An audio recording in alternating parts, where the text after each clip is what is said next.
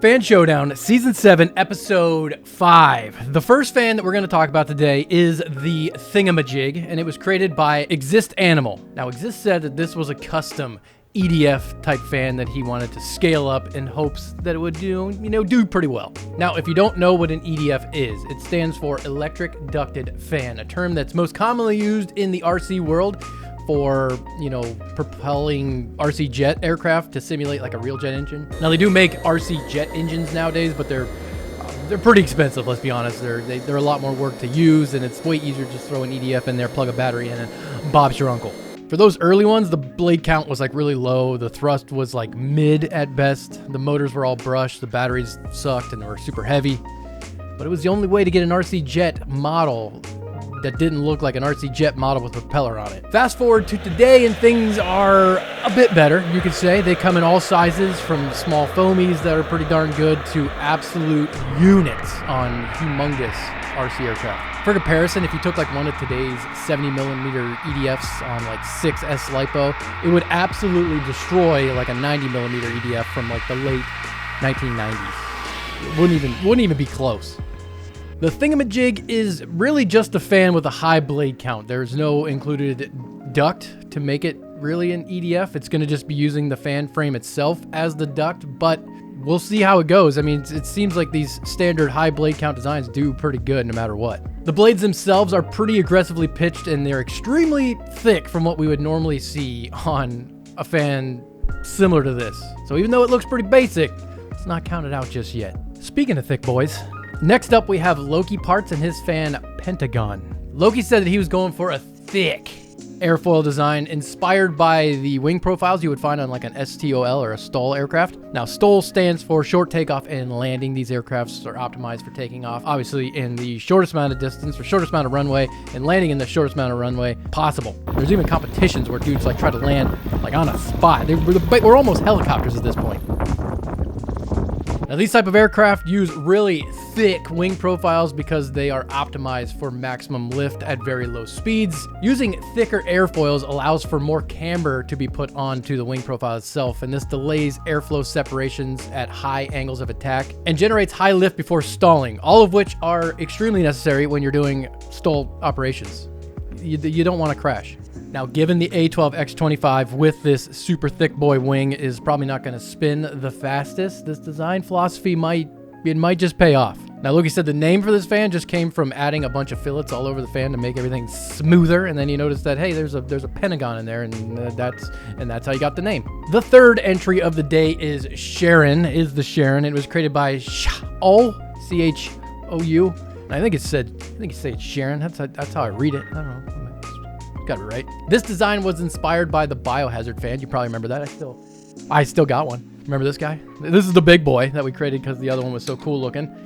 This fan looked pretty darn good, and it performed pretty darn well. And after CH saw this design, he's like, I want to make something somewhat like that. Now, he wasn't making a Biohazard logo into a fan. He was making this thing from this show into a fan. However, I think there's more than meets the eye here. We all see this fan in that leaked video that came out not too long ago. I think the inspiration is pretty darn clear. Are aliens real? Coincidence? I think not. Now, to be honest, I'm not sure how well a 3-bladed UFO is going to perform in a cooling test, but like the Biohazard, the fan that inspired it sure does look pretty cool, and it does have a cool backstory if we take mine, the one that I made up. Last of the day is another spin on a design philosophy that's been doing the rounds this season of the Fan Showdown. This is the Coax, and it was created by MK. MK said that he was going for a similar design as what we've seen, where people take two fans and blow them into the same side of the air cooler, kind of like the coaxial flow onto the one side, but he wanted to do it in a way that the airflows from each fan wouldn't interact with each other